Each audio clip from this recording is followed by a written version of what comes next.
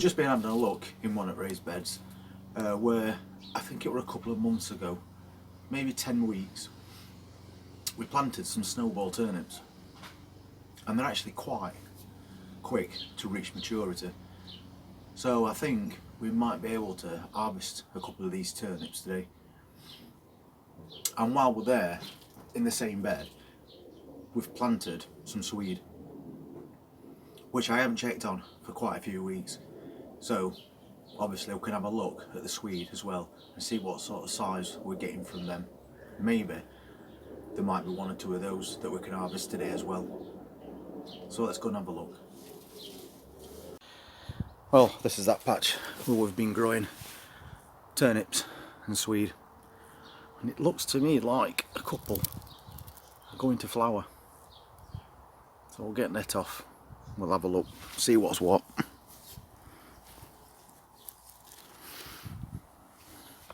Well, good news is they're not going to flower. That's weed that's growing in between, so we'll just take that away. A relief anyway. Just a big old weed.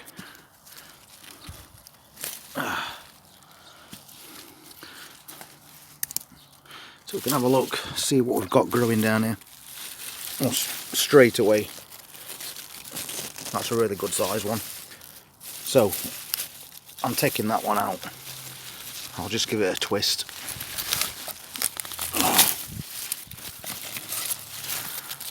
And that's a really good sized turnip. And it's a white one, it's called a Snowball, but that's definitely ready for harvest. So we'll have a look, see if there's any more. As you can see, the sizes vary a lot. These are tiny. That one's a bit bigger.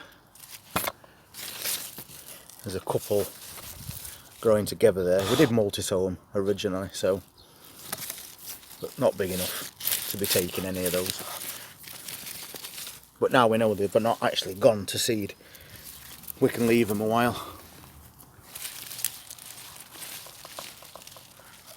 Similar thing over there, quite small. So we'll leave the rest of those. But next to it, we've got some swede. In fact, they're all swede plants over there.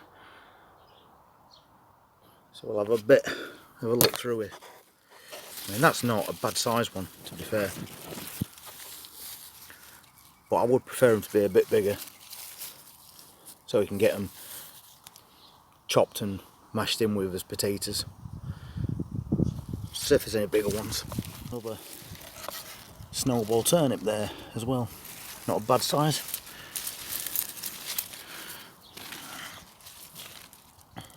Again, not a bad sized swede. Just not quite big enough for what I want. The ones behind seem to be a little bit smaller. And same here at the front as well. Just not quite big enough. Which is a shame, because I just fancied a bit of mash. I'll get some of these weeds out while we're here, because they're really irritating. As I say, we haven't really done much in way of maintenance on here, but everything's still been growing quite fine. We've got a cauliflower there, but unfortunately it's split, as most of them have this year. So we might as well take that out. It's no good to nobody now.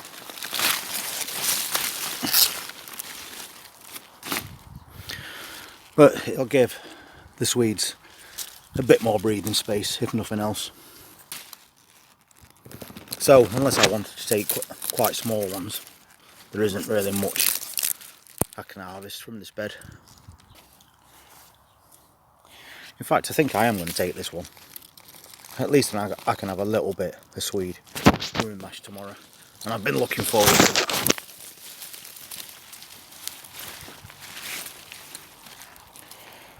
So it's not huge, but it's enough to flavour those potatoes. We'll get this net back over, obviously, because turnips and swedes are from brassica family. So the white cabbage butterfly will attack them if it gets in there.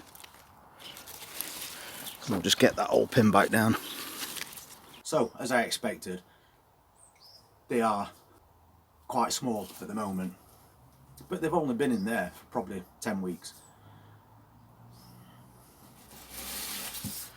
But the snowball turnips, this one in particular, that's the perfect size. They don't grow much bigger than that.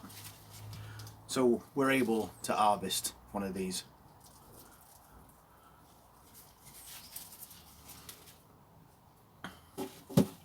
And thankfully we did realise that those flower stalks that were sticking out from in between the Swedes and the turnips were actually just weeds. So at least we know the plants are perfectly fine. We can just leave them to grow on a little longer.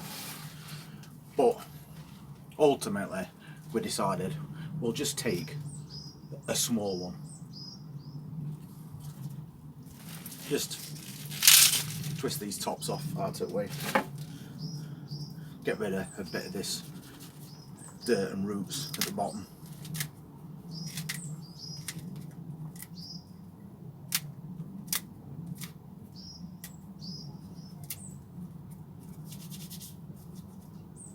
And if we just give that a light peel, we can chop that up into chunks tomorrow, boil it until it's really soft, and then add it to a pan of mashed potatoes, which I always think tastes amazing. And this is why I harvested it, even though quite small, because I've been waiting a long time for some Swede mash, and now we can have some.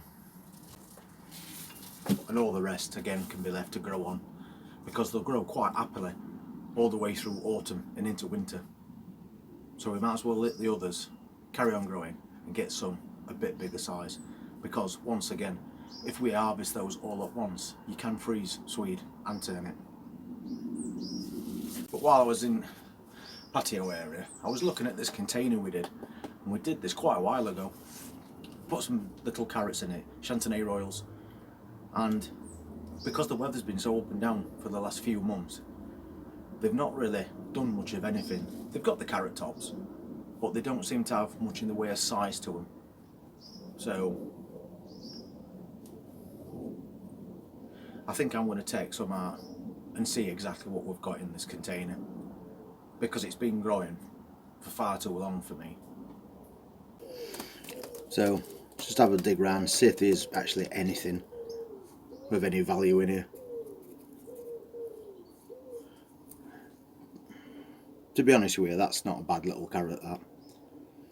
Once again, that could be just dropped straight in with tomorrow's dinner. Baby carrots, because they taste a lot sweeter as well.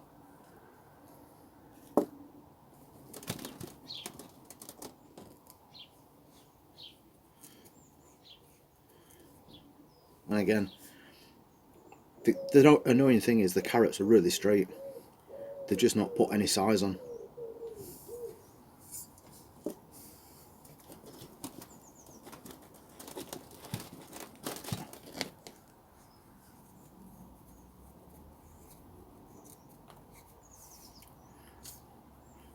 You can see they're all very similar sized. But it has shown in one respect that although they're very tiny, they're perfectly straight, and we've grown them in this really small container. So container carrots can get to a decent size and be perfectly straight at the same time. So we might as well take all these out of here, and then what I'll do is I'll re-sow it with some fresh carrots. That one's a bit better size. So everything that you do in container gardening is an experiment, and if you can get anything at all out of it, it's worth your time.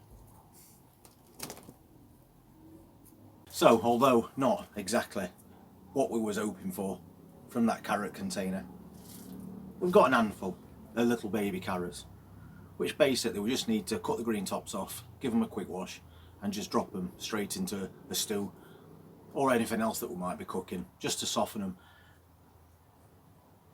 And they'll be really nice, sweet carrots.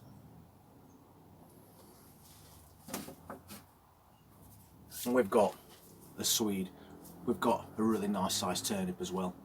But more importantly, we have found out that when we do plant carrots, even in little tiny containers like that, they not only will grow, but they'll grow perfectly straight as well. So a couple more inches in length on those carrots and they'd have been perfect.